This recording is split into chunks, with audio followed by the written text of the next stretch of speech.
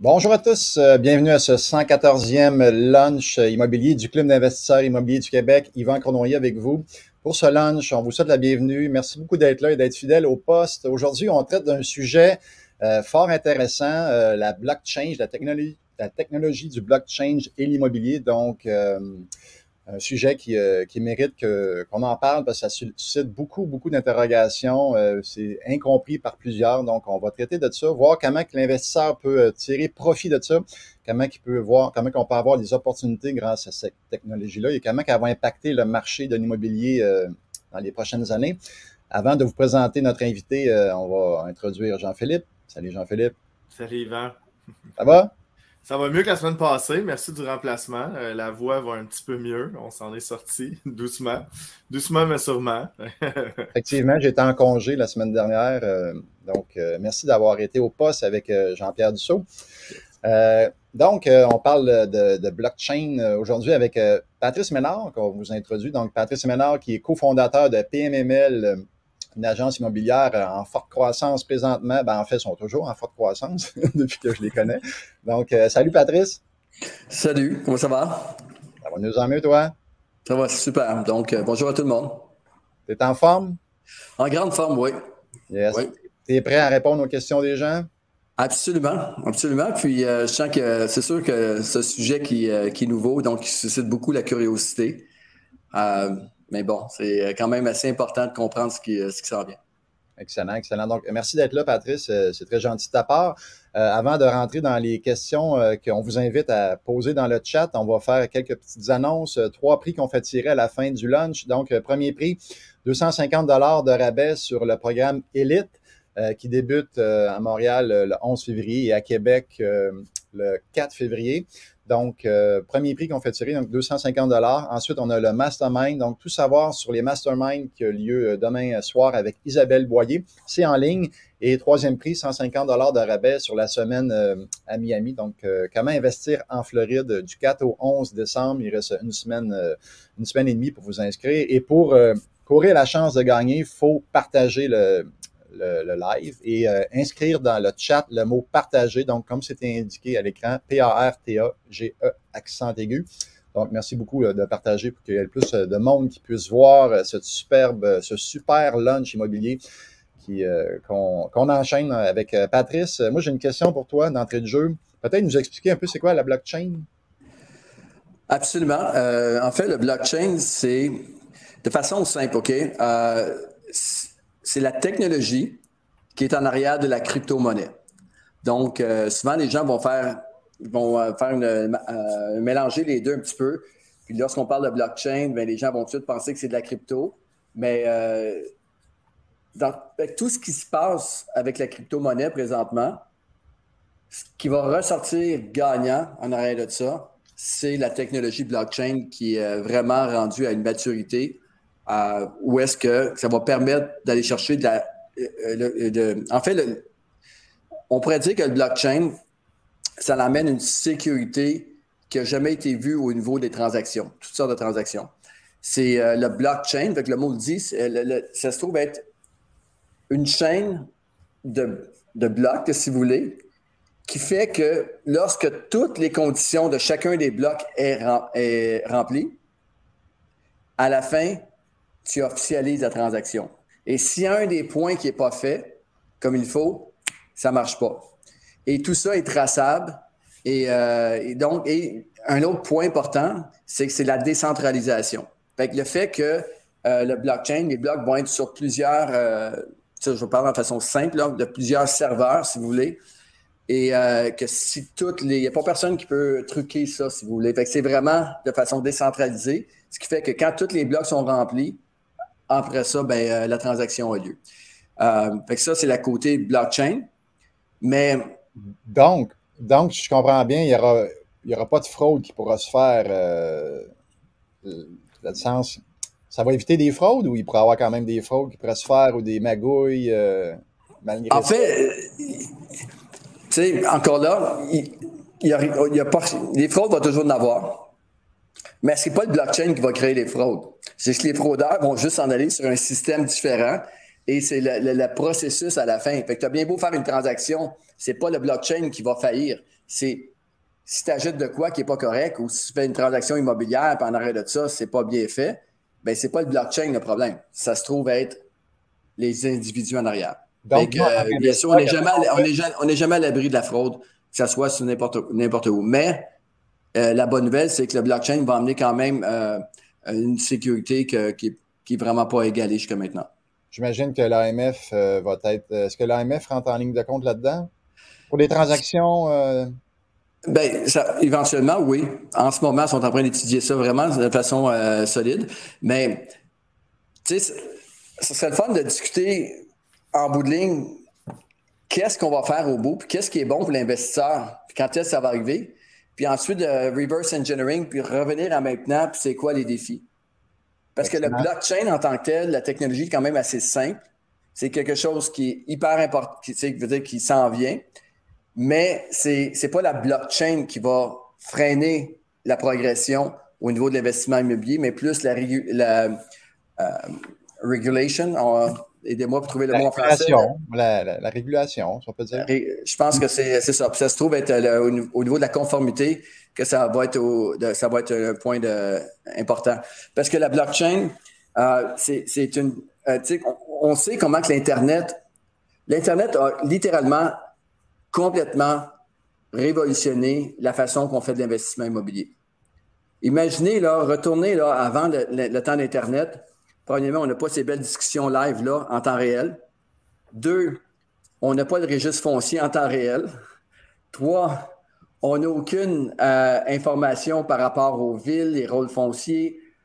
Ensuite, la communication. Et ça ne va pas si longtemps que ça. Ça peut être 25 ans de ça.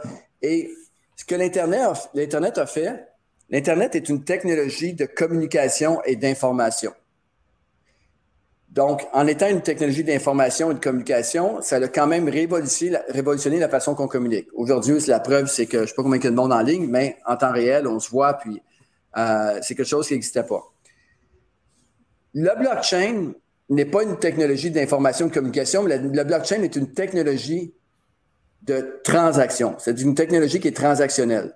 Ce qui fait que ça va avoir beaucoup plus d'impact sur la transaction immobilière que l'Internet a pu d'avoir. L'Internet, bien sûr, va acheminer l'information, mais la transaction en tant que telle, on est encore à la même place qu'on était il y a 25 ans. OK?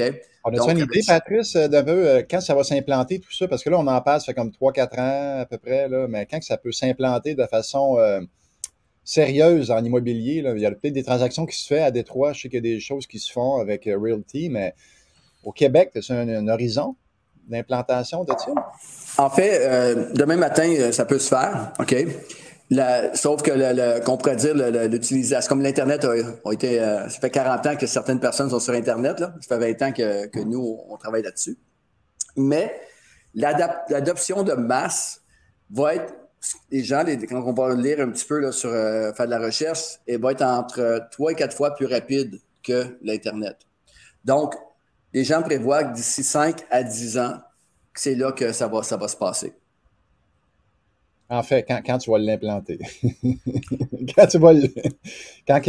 En fait, on travaille très, très fort là-dessus, mais l'idée dans tout ça, c'est, encore une fois, le produit fini, puis je pense que ça serait peut-être bon de donner un petit aperçu de comment que ça va se passer dans 5 ans, ou 7 ans, ou 8 ans. OK? L'objectif pour un investisseur, premièrement, toute technologie pour que ça disrupt un marché, OK? Pour qu'une technologie fasse sa place, qu'une technologie change une façon de fonctionner, il faut que ça règle des problèmes. Présentement, au niveau de l'immobilier, de l'investissement immobilier, le problème qu'on a, en fait, un des plus grands problèmes est la vitesse, OK? La vitesse des transactions. Quand j'ai commencé dans l'immobilier en 2004-2005, bien, on pouvait faire des transactions littéralement dans d'un mois. Aujourd'hui, n'importe quel immeuble commercial, bien sûr, je vais parler pour ce que je fais, pour le commercial, industriel, multilogement, c'est entre 4 à 6 mois si tout va bien. Et c'est là qu'on voit la différence entre par rapport à maintenant. Puis le blockchain va amener la vélocité. le blockchain va aussi aider à aller plus vite dans l'investissement. Je vais vous donner un exemple. Le concept ultime, là, en bout de chemin, qui va être là dans 5 à 10 ans, parce que puis PMML veut développer une plateforme transactionnelle là-dessus. Pourquoi qu'on s'en va là? Parce que, justement, on veut protéger le courtage, mais surtout aussi éduquer les gens puis bien accompagner les gens sur cette technologie-là quand ça va avoir lieu. Et ultimement, l'objectif serait d'avoir la plateforme où est-ce que la transaction immobilière va se faire de façon différente. Exemple, vous décidez de mettre en vente votre immeuble.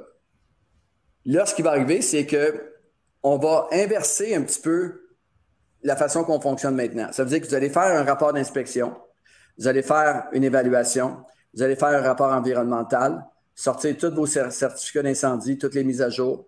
Vous allez ensuite de ça aller chercher, si c'est une construction neuve, vous allez chercher tous les rapports d'architectes, tout ce qui est possible d'avoir comme rapport sur l'immeuble. Vous allez mettre dans un endroit tous les revenus, toutes les dépenses, toutes les pièces justificatives à ça. Et ensuite de ça, ce qu'on va faire, c'est qu'il y a un notaire, OK, qui va littéralement enlever l'hypothèque que vous avez présentement sur une immeuble, qui va être pris par une compagnie fiduciaire, OK? Et lorsque l'hypothèque va être enlevée, l'hypothèque va être mise sur l'immeuble, ensuite, on va le mettre sur la plateforme. Et sur la plateforme, vous allez pouvoir mettre l'immeuble en vente et dire, OK, ben moi, puis c'est là que ça devient intéressant. Vous pouvez mettre l'immeuble en vente complètement ou en partie par la tokenisation. Et lorsque vous arrivez, mettons, vous dites, OK, moi, je vends mon immeuble là-dessus. Là, si vous arrivez, OK, bon, on fait un peu de système de bid qu'on voit, c'est-à-dire qu'on je mets mon immeuble en vente, je demande tant et je laisse, mettons, 15 jours pour emmener les offres là-dessus puis faire la vérification diligente. Fait que les gens vont signer un NDA, les gens qui vont être sur la plateforme, bien sûr, vont être bien qualifiés, vont par la suite faire la transaction. Et si jamais faire la transaction, mettons qu'ils font une offre d'achat, c'est eux qui gagnent le bid. Ensuite, on va rentrer ce qu'on appelle les smart contracts. Les smart contracts, c'est une série d'actions qui vont faire qu'on est prêt à passer à la prochaine étape. Donc, exemple, la promesse d'achat, la première étape, bien sûr, c'est la vérification diligente. Fait que vous allez passer à travers votre vérification diligente. Dès que vous cliquez dessus, c'est fait, je suis satisfait, ou j'ai des questions, ou j'ai une renégociation. Par la suite, il y a un smart contract qui va se mettre en place, va dire, OK, parfait, on tombe à l'étape du financement. Ce qui va être intéressant avec le financement, c'est que déjà là, on va avoir des banques qui vont bêter sur l'immeuble en premier. Donc, nous, en ayant votre immeuble sur place, pendant la période de bid, les banques vont aussi bider un financement dessus. À partir de ce moment-là, les banques vont dire, moi, je suis prêt à passer 3 millions, 2 millions 9, 3 millions 100, voici mes conditions. Donc, un coup que vous êtes sur la plateforme, vous allez passer à travers la vérification diligente, vous allez dire, OK, moi, je choisis la banque A. Par la suite, la banque A va avoir une période de 5 jours pour étudier le profil de l'emprunteur parce que l'immeuble va être fait. Tous les montants vont être faits. Fait que si vous passez en tant qu'emprunteur, par la suite, on est prêt à passer chez le notaire littéralement en une semaine parce le notaire a déjà fait toutes les recherches de titres, il a vérifié tout avant. Donc, une transaction immobilière pourrait passer facilement pour une transaction commerciale entre 5 et 6, au lieu de passer 5 à 6 mois, de tomber en 4 semaines. Et ça c'est la plus grande force. Ça, c'est un processus que vous voulez mettre en place ou le système va comme les banques vont embarquer dans le système ou il est impossible de savoir exactement comment ça va se passer, Yvan, dans 5 ans, on va dire vraies choses, là. Mais c'est comme ça présentement qu'on visualise, puis on ne peut pas changer. C'est sûr que les banques, il faut qu'ils embarquent. Pourquoi? Parce que en ce moment, d'ailleurs, PMML a essayé d'engager des consultants en blockchain et littéralement, là, les banques se les arrachent. Okay? Fait qu'on compétitionne avec les banques pour avoir ces consultants-là. C'est des gens très, très, très en demande présentement, sont partout. Le gouvernement, les banques, tout le monde se met là-dessus. Okay? Puis, juste pour finir le concept, c'est qu'un coup que vous êtes propriétaire de l'immeuble, présentement, le défi que les gens ont, OK, c'est qu'achètent un immeuble, s'engagent souvent par 5 ans parce que pour aller chercher le maximum de financement, mettre le moins de mise de fonds possible, n'ont pas le choix de prendre des financements à long terme. Donc, vous achetez l'immeuble, vous faites votre optimisation. Et, exemple, un immeuble qui a, je ne sais pas moi, 100 000 de revenus nets, donc à 25 fois là, vos 2,5 millions. 6 mois après ou 9 mois après, quand vous avez terminé votre optimisation, si l'immeuble, au lieu d'avoir 20 000 de revenus nets ou 100 000 de revenus nets, vous l'avez monté à 130 000 de revenus nets. Le 30 000 que vous avez monté en 6 mois, 8 mois de revenus nets, ce qui est plate dans le système actuel, c'est que vous ne voyez pas la couleur de cet argent-là avant 4 ans et demi ou même 4 ans plus tard. OK? Puis, bon, bien sûr, il y a toujours des exceptions. On peut casser l'hypothèque, refinancer, puis il y a toujours des stratégies. On peut prendre des stratégies à court terme. Mais le concept, là, pour garder ça simple, c'est que en temps réel, exemple, 1 an après, vous êtes toujours sur la plateforme. Vous dites, OK, moi, j'ai optimisé mon immeuble. À ce moment-là, vous dites, OK, parfait, j'ai optimisé mon immeuble, j'ai maintenant 130 000.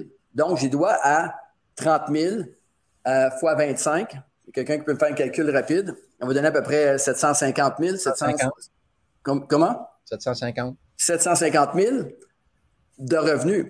Fait que là, vous dites, OK, vous remettez l'argent, vous remettez l'immeuble sur la plateforme, puis vous dites, écoutez, moi, je suis prêt à aller prendre 750 000 d'équité de plus pour ceux qui veulent investir dans mon projet. Fait que là, à ce moment-là, tu remets l'immeuble sur la plateforme, mais là, tous les titres, tout est clair déjà, là. Ce qu'on fait, c'est qu'on prend un évaluateur, PMML si possible, il va sur place, confirme les revenus, confirme les dépenses, va voir les travaux que vous avez faits. En dans 2 semaines, 2 semaines, stamp un rapport qu'on dépose sur la plateforme et là, les gens vont pouvoir aller directement bider. Et donc, en dedans de...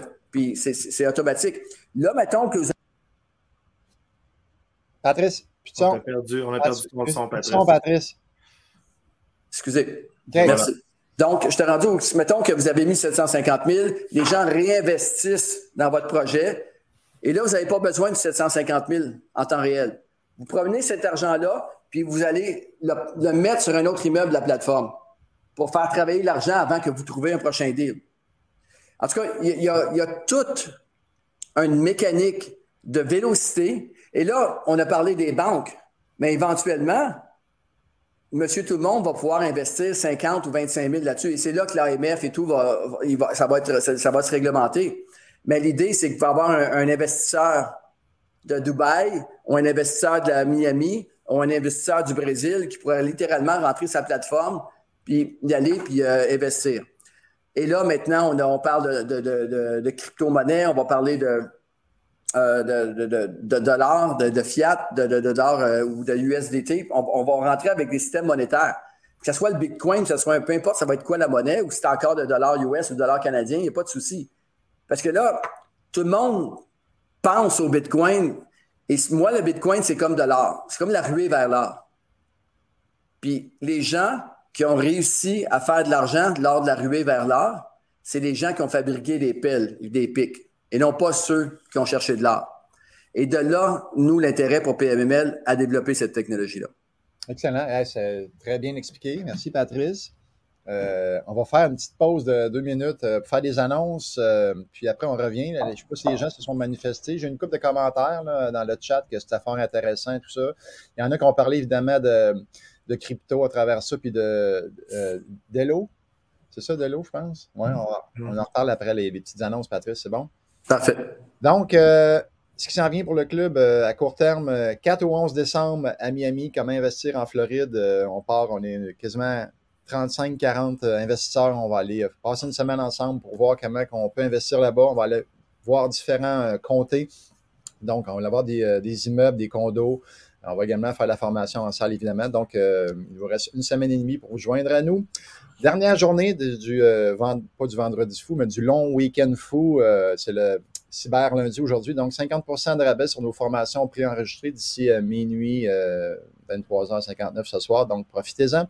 Ensuite, en virtuel, on a tout savoir sur les masterminds avec Isabelle Boyer demain.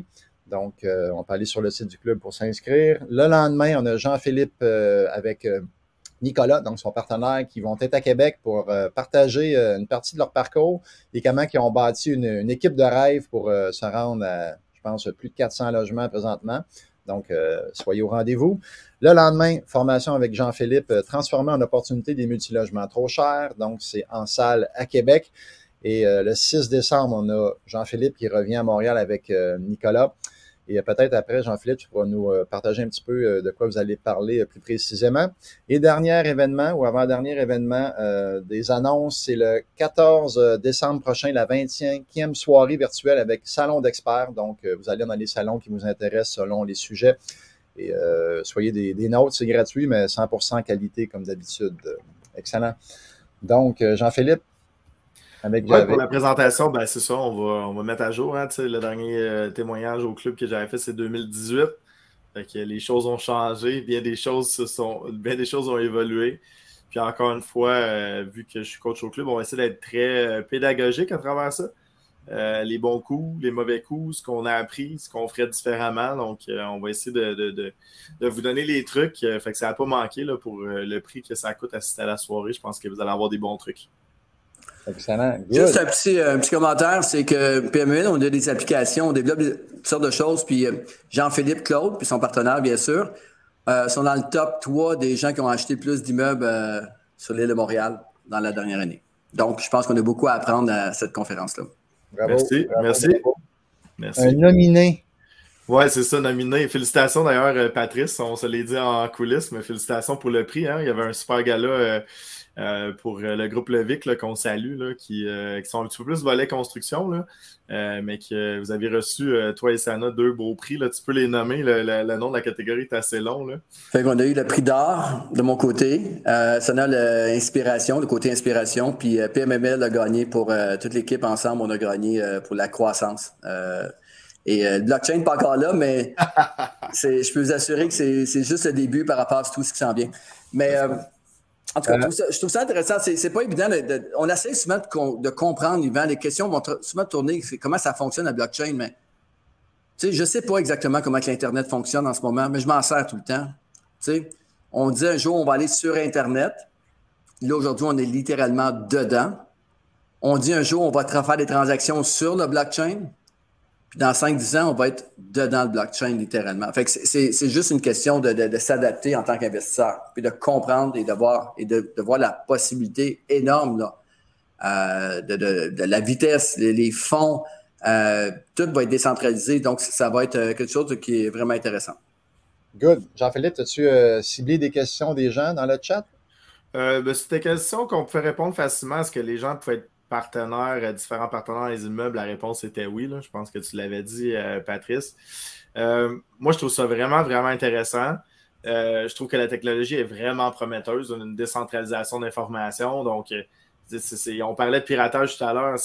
On ne peut pas pirater tout le réseau au complet qui détient toute l'information du contrat ou de la valeur de l'immeuble, etc. Donc, ça, je trouve ça très intéressant.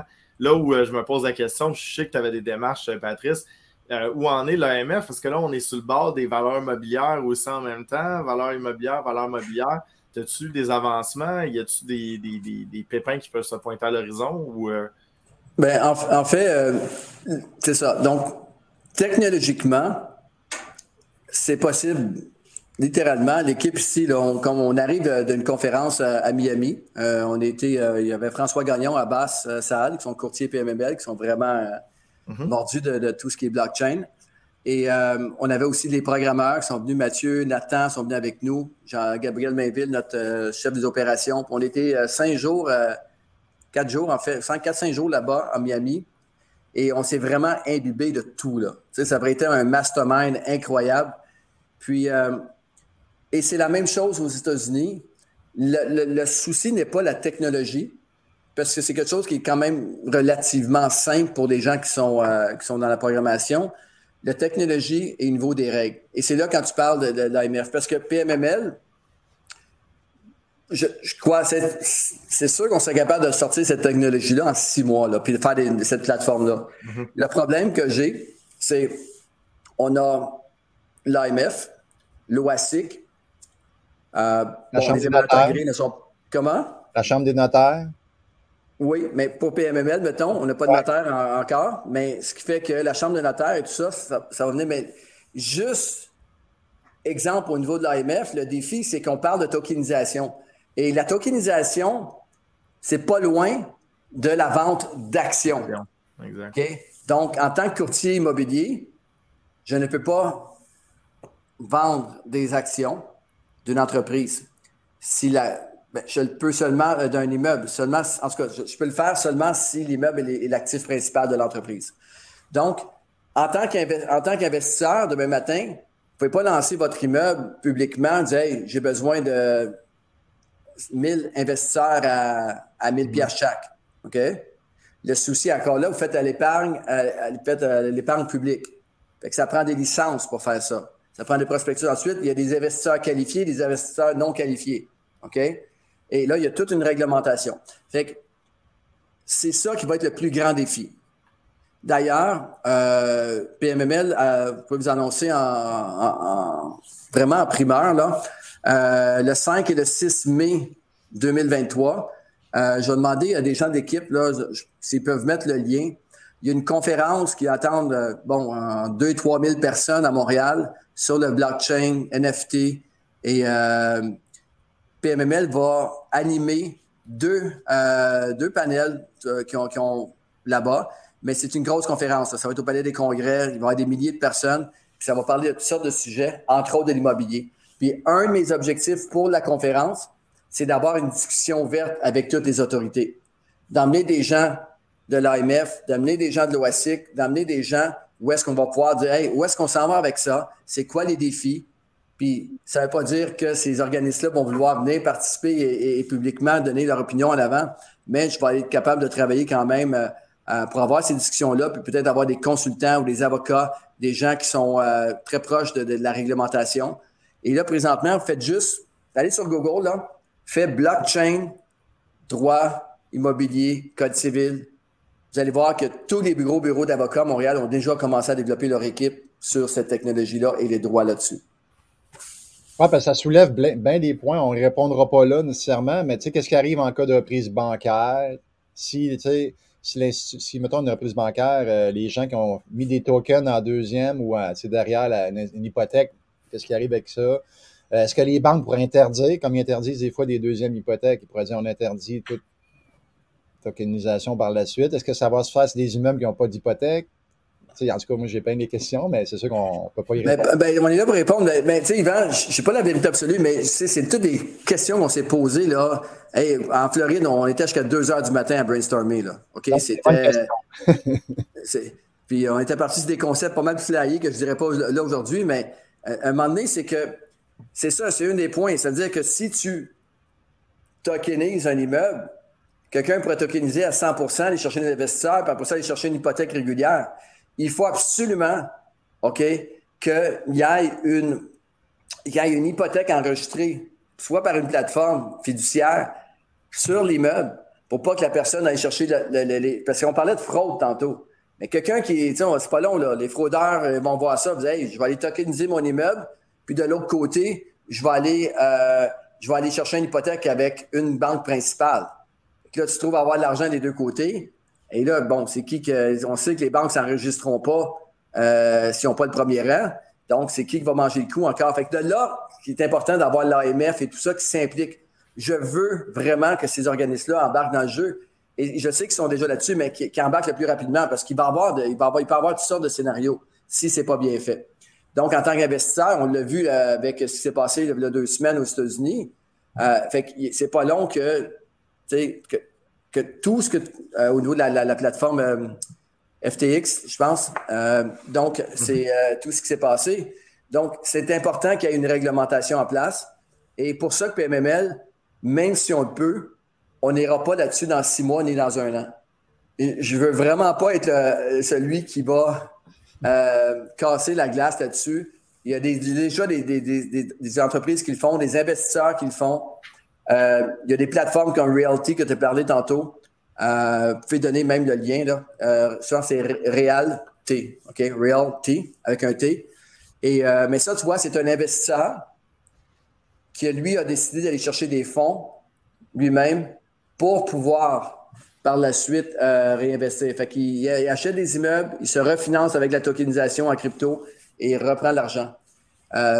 Puis, tu sais, il faut faire attention. Encore là, on a vu Il y a Ray Courtemanche, entre autres. Il y a du monde qui ont fait hey, j'ai fait une transaction en crypto dernièrement. On a vu ça dans les médias sociaux. Mais ça, il faut faire attention à ça. C'est qu'il y a beaucoup de hype en entour. Il y a une compagnie comme, je pense que c'est Dello, OK? Où est-ce que c'est des gens qui vont juste être des fiduciaires. C'est-à-dire que tu vends ton immeuble, oui, ton acheteur l'a acheté en crypto, mais eux, ce qu'ils vont faire, c'est qu'ils transformer cet argent-là en dollars, puis toi, tu ressors du notaire avec un chèque en dollars, pas en crypto. OK? Donc, oui, tu as fait la transaction en crypto, ça paraît bien que marketing et tout ça, mais la réalité, c'est que une plateforme d'échange. C'est juste une monnaie d'échange. Fait qu'il n'y a pas aucune technologie en arrière de ça. Puis d'ailleurs, je trouve que c'est une belle compagnie. C'est une bonne compagnie en passant. C'est rien de négatif ce que je dis. C'est une bonne compagnie, mais sa mission est là. Donc, c'est pas de faire des transactions sur le blockchain, mais bien de money exchange, si vous voulez. Je pense qu'il y avait Frank Cessana qui avait posé une question super intéressante au niveau sécurité. Où sera la place pour le financement créatif? Pourra-t-on en faire de quoi? Financement, c'est une question? Oui, c'est pas évident, là. Il faudrait définir c'est quoi le financement créatif. Ouais. Donc, si la créativité se fait dans un format légal et gagnant-gagnant pour tout le monde, bien sûr. Oui, ça va permettre la tokenisation comme tu as parlé, là. Exactement. Philippe? Ce que j'aimais, c'est la vélocité aussi. Dans le système, Patrice, on avait jasé, là. Je pense que tu nous as jasé un peu, mais la vélocité de ne pas attendre et de pouvoir toujours aller rechercher ça, ça fait une grosse différence sur la vitesse d'acquisition, ou la vitesse d'agrandissement du parc immobilier. Là. Je trouve ça vraiment intéressant. Oui, parce que ça te permet en temps réel de créer de l'équité et récupérer l'argent tout de suite. Exact. Et tu t'entends déjà avec des smart contracts que lorsque tu vas arriver à temps, tu peux même faire des contrats sur les actionnaires qui sont des... tu vois, même le mot, il faut faire attention.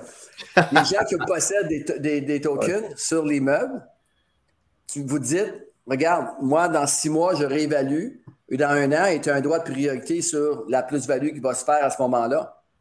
OK? Ouais.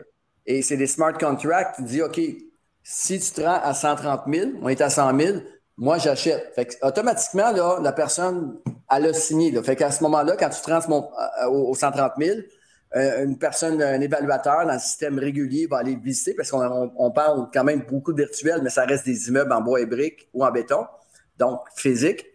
Donc, quelqu'un va aller vérifier ce qui a été fait, confirmer avec une étude des nouveaux baux et ensuite de ça, quand le stamp est dessus, et là, ensuite, la plateforme, les gens vont commencer à aller chercher. Puis ça peut aller très, très, très vite.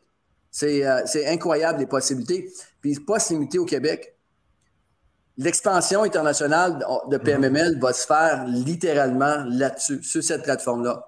Où est-ce que là, on s'est mis un chiffre minimum de 10 millions, où un immeuble de 10 millions va pouvoir rentrer sur la plateforme et pouvoir par la suite aller chercher des investisseurs un peu partout. Et c'est pas vrai qu'on va réouvrir 8 bureaux à travers chacune des provinces du Canada ou des 50 États aux États-Unis. Littéralement, pour moi, je crois tellement à ça on met énormément d'argent présentement, de temps et d'études pour arriver à un point où est-ce qu'on va être capable. Puis, ce qui est très important, et là, chacun va parler pour sa paroisse, les investisseurs, les courtiers ont tous un objectif différent. Mais moi, en tant que courtier, je dois absolument le faire parce que si je ne le fais pas, il y a quelqu'un d'autre qui va le faire, pas nécessairement une compagnie de courtage qui aura pas nécessairement ils ne mettront pas seulement les courtiers immobiliers ou les courtiers hypothécaires en premier rang. Là. Vous me suivez? Ça veut dire qu'il peut y avoir beaucoup, beaucoup de choses qui se passent. Donc, c'est important pour nous de prendre le contrôle et d'emmener la crédibilité.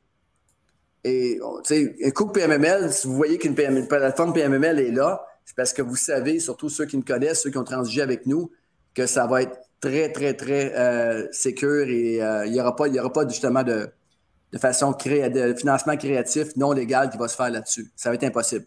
C'est quelque chose que pour nous qui va être...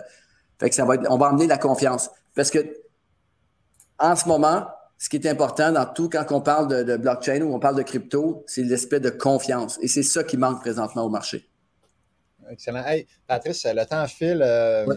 On va faire une petite minute d'annonce. On vous invite à partager une dernière fois, ceux qui ne l'ont pas fait. Donc, à partager le live pour courir la chance de gagner nos prix. Petite annonce en rafale, le groupe Facebook en immobilier. Donc, les femmes en immobilier sur Facebook, les 2000 femmes qui en font partie. D'ailleurs, Sana était là vendredi dernier avec Lise et Manon pour échanger sur le mindset. Donc, mesdames, soyez avisées que vous pouvez joindre le groupe sans problème. Ensuite, il y a le groupe du club qu'on peut joindre également, 5000 passionnés qui sont dessus. Donc, on vous invite à aller joindre le groupe du club. Également, le Pérou qui s'en vient pour moi, Lise et 5 autres personnes du club. On s'en va aider les Péruviens pendant 2 semaines. Donc, ceux qui veulent faire des dons, c'est possible de le faire sur GoFundMe. Donc, tapez Investissons-nous pour le Pérou et vous allez pouvoir faire votre don.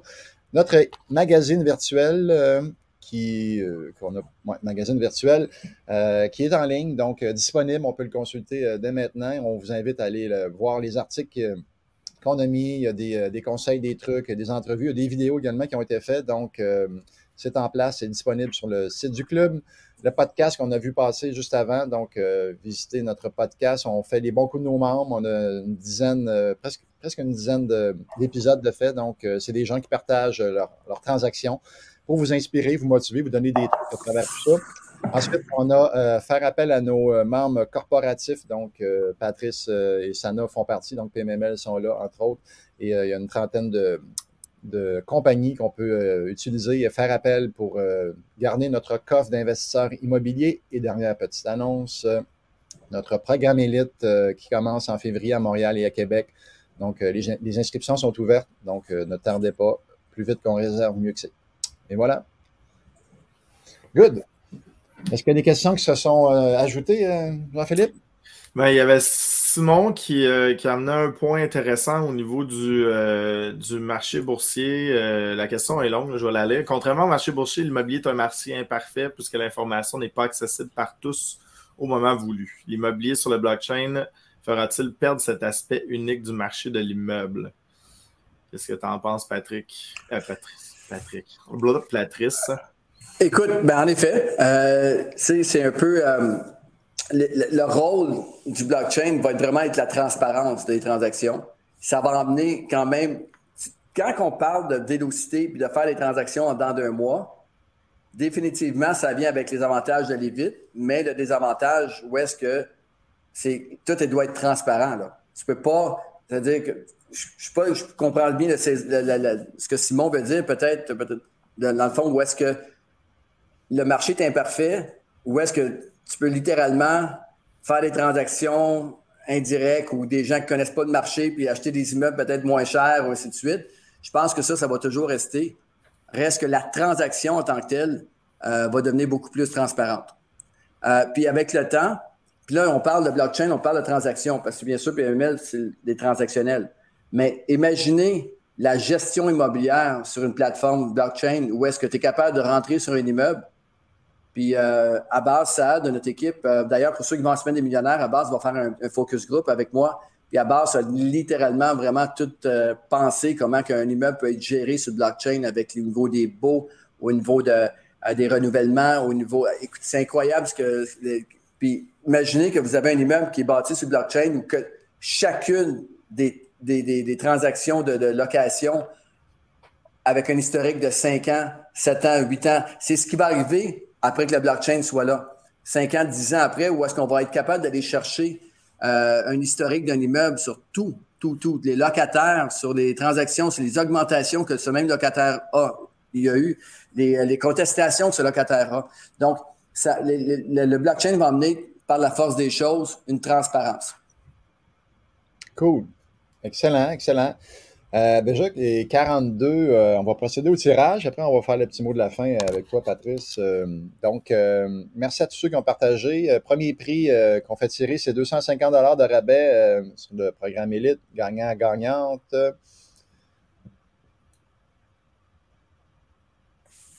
Monsieur Alexandre Morin, donc pour réclamer ton prix, Alexandre, tu contactes le bureau du club. Ensuite, on a une formation Mastermind qui a lieu demain. Donc, c'est en ligne avec Isabelle Boyer. Donc, gagnante. Valérie Jutra, félicitations Valérie. Et le troisième prix, 150 $ de rabais sur la formation d'Investir en Floride qui a lieu à Miami. du 4 au 11 décembre prochain. Et la personne qui se mérite le prix est Yasmine Garcia. Félicitations, Yasmine. Donc, bravo aux 3 personnes et on réclame le prix en contactant le bureau. Patrice! Tu sais, je voyais là, la chambre de notaire, c'est sûr que il faut pas penser que le blockchain va enlever les gens en place. Il faut penser que la chambre des notaires va finalement s'adapter à cette technologie-là. Mais avant ça, ce n'est pas nécessairement la chambre des notaires, ça va être le registre foncier. Et lorsque le registre foncier va s'adapter, les notaires vont s'adapter. Et ensuite, toute la chaîne va rentrer, sans faire le jeu de mots, la chaîne transactionnelle actuellement, où est-ce que le courtier immobilier, le notaire, et il ne faut pas oublier que le concept que je vous parle tantôt, j'ai parlé d'enregistrer officiellement une hypothèque quand même sur un immeuble.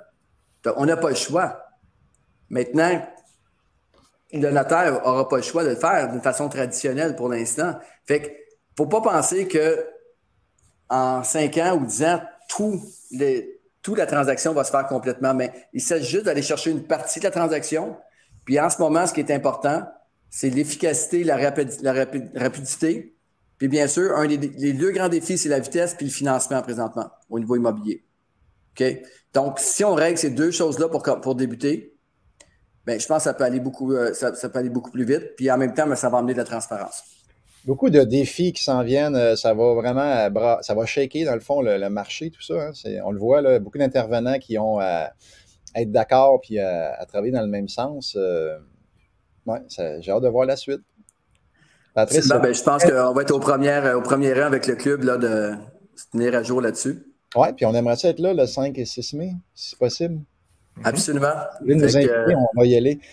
Ça m'a plaisir de vous inviter, mais il y a déjà un lien. Je pense qu'on peut déjà s'inscrire.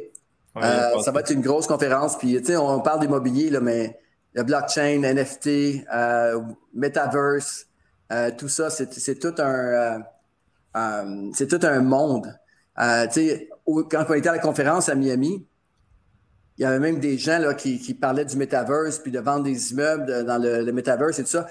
Honnêtement, je trouve ça un peu loufoque présentement. Là. Je ne suis pas là du tout. Je sais que ça existe. Je sais qu'il y a des grosses transactions immobilières qui se passent là-dessus. Mais je ne suis pas là du tout. Là. Vraiment pas. Au niveau des NFT, c'est la même chose. Moi, Jean-Philippe était venu souper un soir chez nous. Mm-hmm. On était partis là, avec des concepts quand même intéressants. Ouais, Jean-Philippe, puis tu sais, il y a toutes sortes de choses qu'on peut imaginer puis que ça nous permet, les possibilités sont énormes avec ça. Mais maintenant, qu'est-ce qui va fonctionner?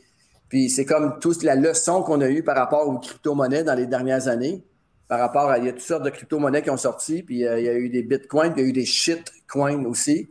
Puis les shitcoins, on a eu littéralement la leçon là-dessus pour plusieurs. OK? Fait qu'il faut juste, encore une fois, y aller doucement, de façon sécure, avec les règles en place. Puis je répète, là, avec les règles en place et de pouvoir avancer là, tout le monde ensemble. Ça prend vraiment un mouvement d'industrie, mais ça s'en vient qu'on le veuille ou pas, là, ça va se passer.